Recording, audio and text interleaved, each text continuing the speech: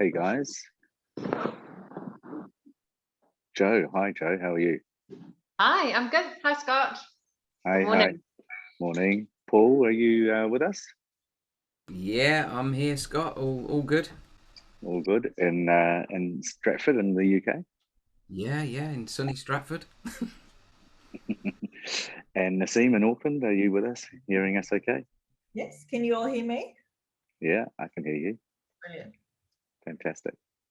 All right, look, it's 9 o'clock. I can see there's a lot of people joining. We'll just wait about another minute and let these people from around the world come on. So if you're listening now, my name is Scott. We'll start this webinar on healthcare jobs in New Zealand in about 45 seconds. Grab yourself a water or whatever it might be, and we'll kick off very, very soon. What's the weather like in the UK, Paul? It's actually not too bad today. I got out on my bike this afternoon for an hour, so it wasn't too bad. Had the gloves on, but it was bright and dangerous as always. And is where are you with lockdown? When's that coming We're off? in lockdown until June, middle or end of June. We've been in lockdown since October, pretty much. Challenging. It'll be very challenging. Yeah, and I get my injection though on Saturday, so that's a good thing. Oh, So good. I'm getting it on Saturday. Good to hear. I Okay. must be old. Hey, well, it's 9:01 and we want to keep to time. So 9:01 here in Auckland anyway. So good morning to everybody who's here today. Thank you for joining us from all around the world. I can see that there's people from all parts of the globe interested in moving to New Zealand. So welcome, Harimai, welcome. And we hope you enjoy this next 30 minutes, which is a very compact introduction on how to move to New Zealand. So I have panelists here from Working In who are experts in this field. We've been doing this for many, many, many years. We started this business 20 years ago, and we're still passionate to this day about helping people move down under. So I'll introduce you to our panelists first. First in Auckland, New Zealand, is our Head of Immigration, Naseem Lalazari. Naseem, would you introduce yourself and say a few words about your past and why you're here? Hi everyone, my name's Naseem. I'm a licensed immigration advisor. I originally studied law. I've been with Working In for 10 years now, on the nose, and I've helped thousands of migrants make the move down under. Importantly, I thought I'd also point out that I'm registered with the IAA. Being registered with the IAA means that myself and all the other licensed advisors here at Working In have permission to provide immigration advice to all of you out there. It also provides you with a level of comfort and security, knowing that we are checked and tested every year to make sure that the advice that we provide is up to scratch and we know what we're doing. So we could always talk about the IA. It's very fun and boring, but I know you're all here to learn about the jobs. Fantastic, thanks. Yeah, and look, in the IAA, Naseem is the Immigration Advisors Association. Authority. So it's authority. It's a branch of government, yes. Fantastic.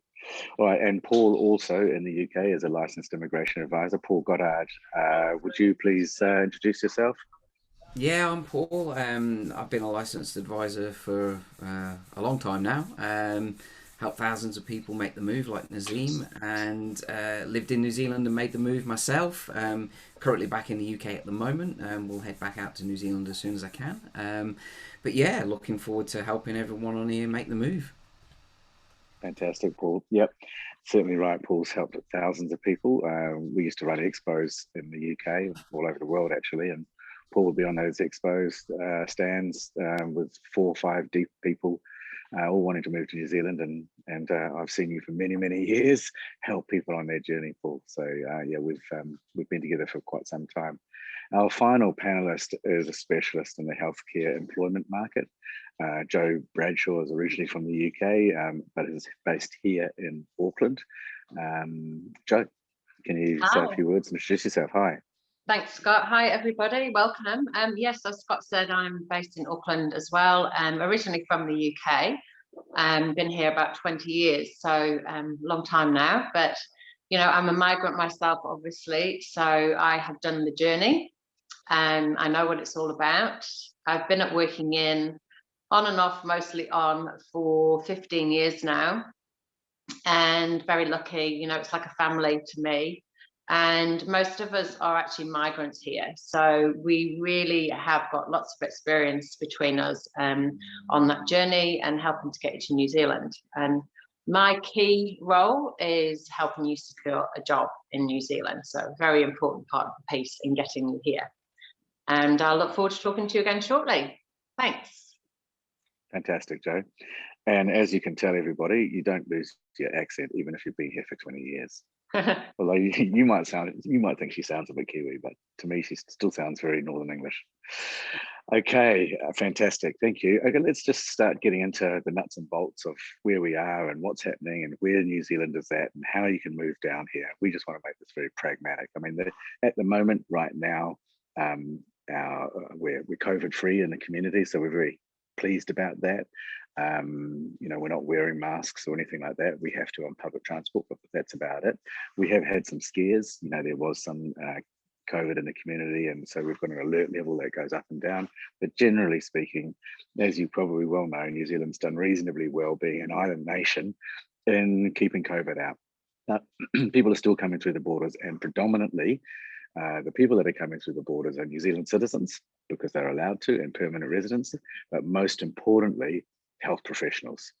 So there are exceptions for all health professionals if they have a work visa to come through the border. So that's why we're holding this particular webinar, because it is a very, very unique opportunity right now for people who are involved in the health industry or health workers to actually migrate to New Zealand. And basically the red carpet's rolled out to an extent. There's still lots of fishhooks. There's still lots of challenges. As you would expect, migration is not easy. And you do need to get a job before you get your visa. This is called the Catch-22 pull. Can you just explain this whole Catch-22 process, because it's so instrumental in the entire move if people are wanting to move to New Zealand? Yeah, it's the main hurdle that people face, and if you just research trying to move to New Zealand, it's the first barrier that hits you, and it's a big one because basically a lot of employers in New Zealand aren't fully up to speed with immigration policy. It's not their priority to know immigration law and rules inside out, and they're busy running their businesses. They know that they need staff. They struggle to find those staff in New Zealand, and they potentially want to look offshore, but because they don't know if you're going to get to New Zealand, when you're going to get to New Zealand, can you get to New Zealand, what have they got to do so that you can get to New Zealand, it makes it very hard for employers to engage with people from offshore who are just literally firing off CVs, because your CV doesn't tell the employer what they need to know, which is, can you make the move? And it's basically, can't get a visa because I haven't got a job offer, and can't get a job offer because I haven't got a visa. And it's a massive hurdle. It is the biggest hurdle that most people face, because without the job offer, for most of people on here, the visa's impossible. And so it's very important to remove the barriers that stop the employer moving forward. Yeah, that's exactly right. Look, I just realised I didn't actually introduce myself, so I'll just backtrack a little bit, and I'm sorry. My name is Scott Mathis, and I'm one of the founders of Working In. I've been doing this for 20 years, and as I said earlier, we're very passionate about this. And I just want to say the fact that you're on this call or on this Zoom is, really positive. We understand that migration is a huge journey, and but it starts with one step, and by taking this step, you're taking a brave move, and we really appreciate that, and know what that means for you all. So I just wanted to make that point and introduce myself, and then picking up from what Paul said, basically what he's saying is you do need a job offer before you can get a visa. It's very challenging to get a job offer when you're on the other side of the world, no matter how well skilled you are. And a lot of employers just want to hire locally, and they see the international candidate is quite challenging.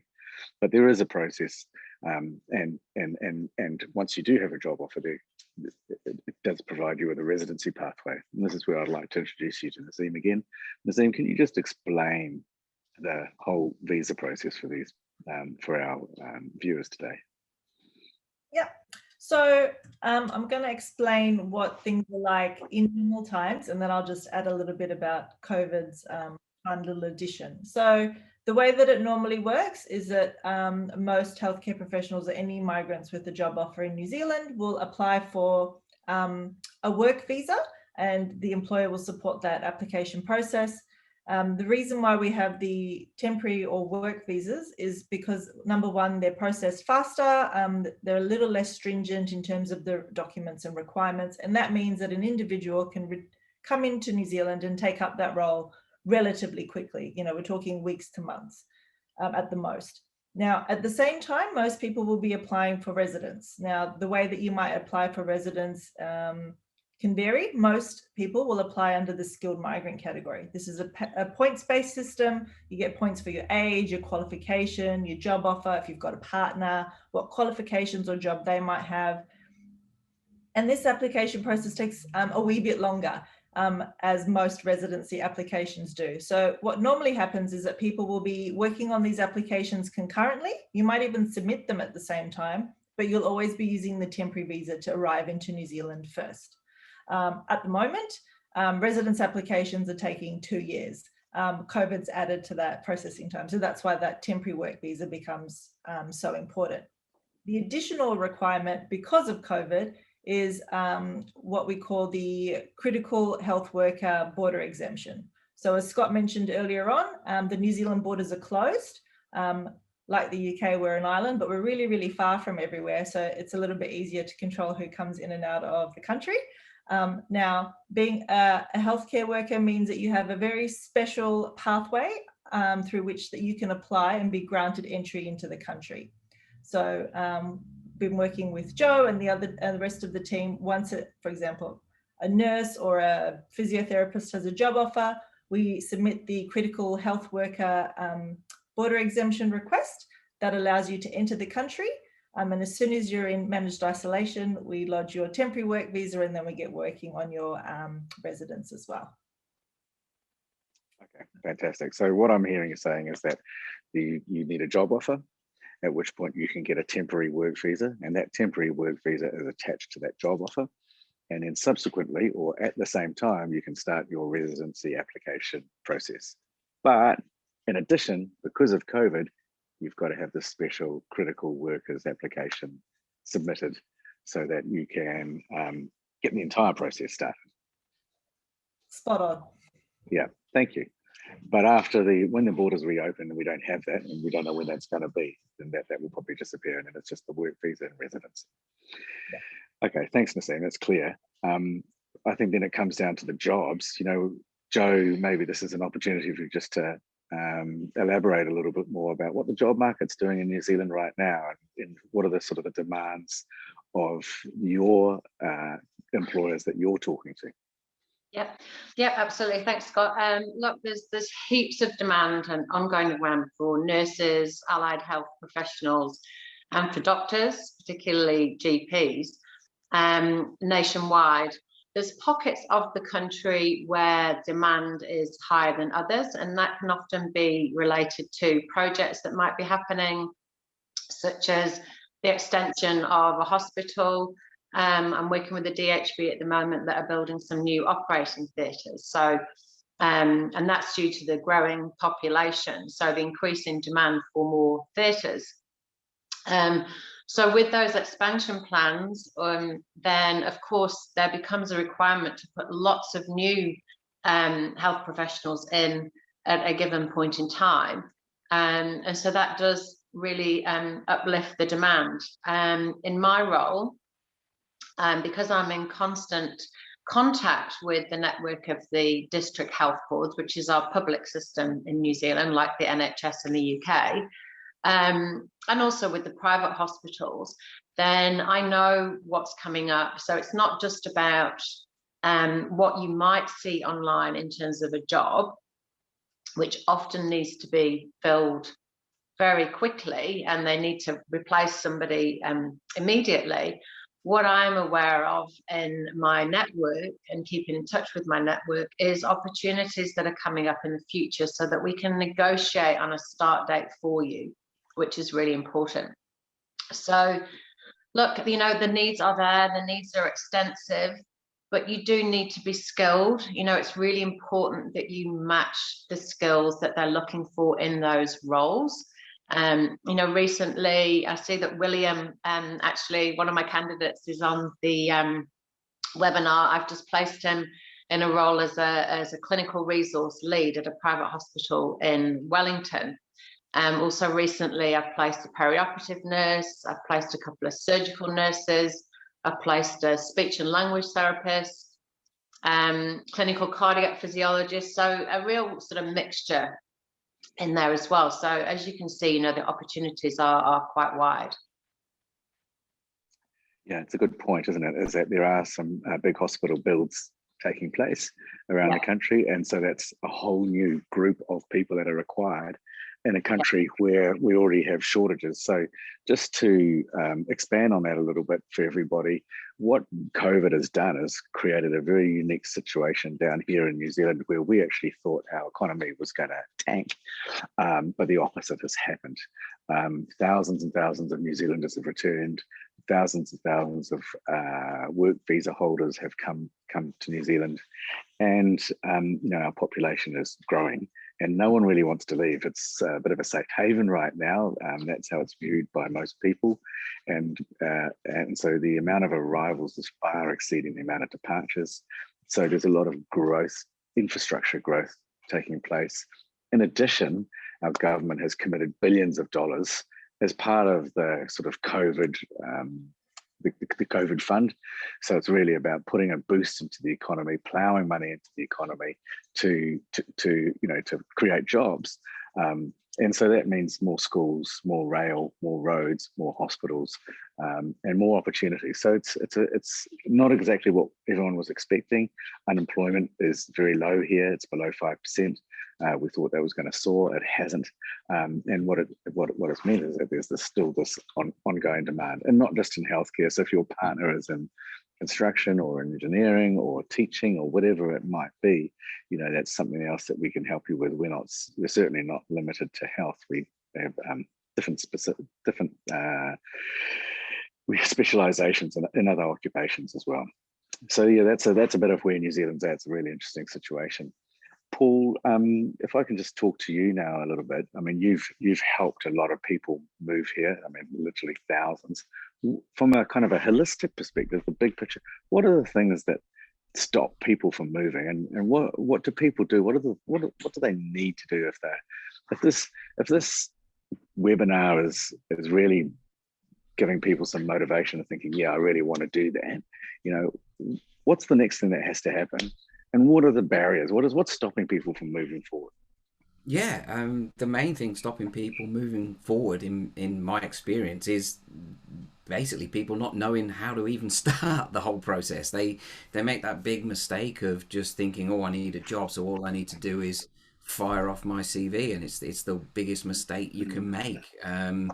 It can really shoot you in the foot if you're scattering CVs all over the place, and employers aren't getting back to you because they don't know if and when you can get to New Zealand. It's just not the best way of making the move, and so that's one of the main barriers. The other barrier is around something like 60-70% of jobs in New Zealand are not advertised on the job sites online. So you're actually missing a lot of opportunity as well if all you're doing is looking online. And so what you've got to do is you've got to get a strategy. You've got to get a plan.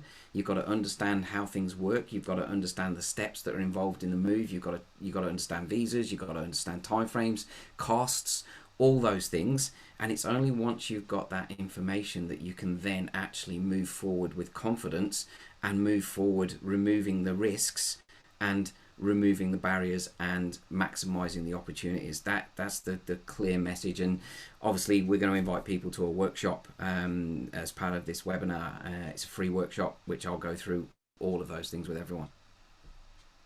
Yeah, that workshop sort of drills down a lot more on what we're talking about. So today is really about giving the overview, but if this is saying, oh, this is exciting, then what Paul will be doing is running another workshop which drills down on a lot more detail, a lot more how to. But Paul, just going back to you again, I mean, I think, you with all these people that you've dealt with, migration's a big issue. You know, you're leaving behind friends and family and grandparents and, you know, jobs and football clubs and all this sort of stuff. You're actually leaving a lot. So what generally is the feedback that you get from the people that have actually moved? Because it's a big deal. It's a life-changing, you know, mission, isn't it?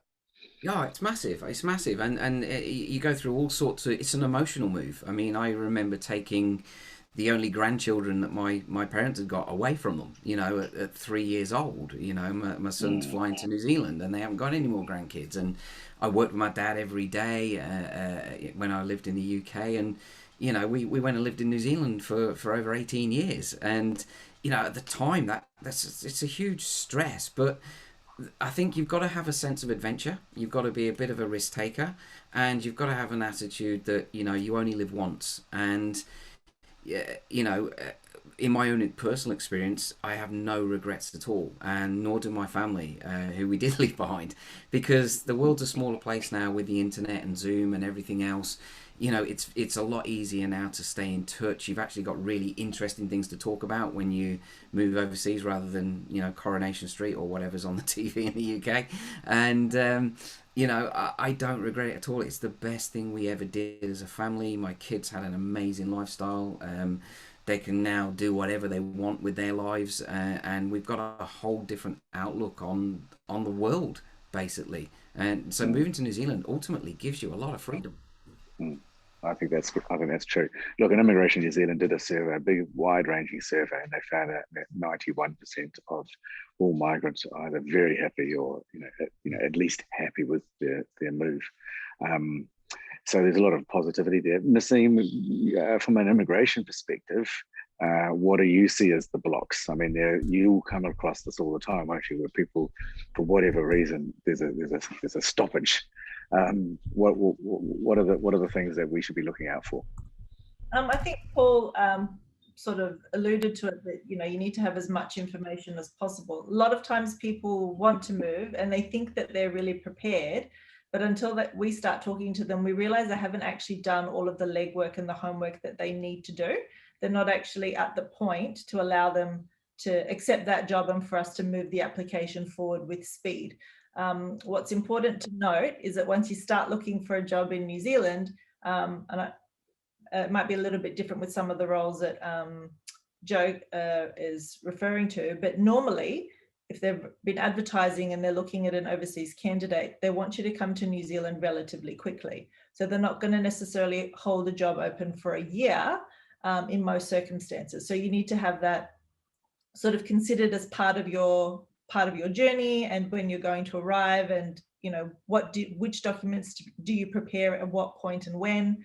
You know, some documents have expiry dates on them for migration purposes, so medicals and police clearances. So it's important that once you've decided that you do want to make the move, that we're working with you as early as possible to make sure that we can help manage that process, so that there are no other sort of speed bumps along the way, and it's a smoother process as possible.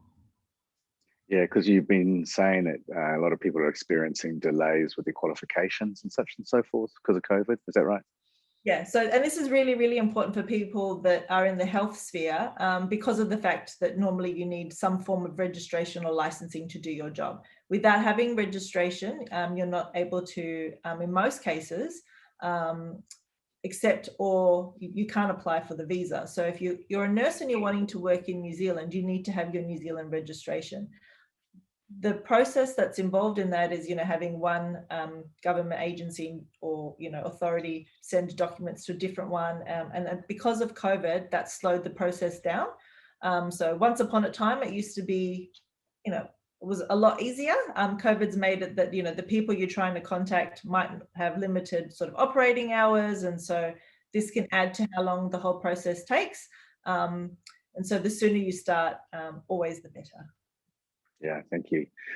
Look, I can see there's lots of questions coming through. We will answer them. If we don't answer them now, we will definitely answer them. And of course, you know, they'll all be covered off in the workshop.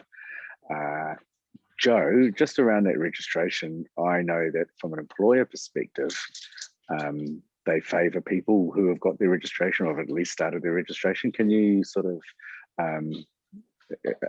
illuminate that a little bit more for us, Yeah, please?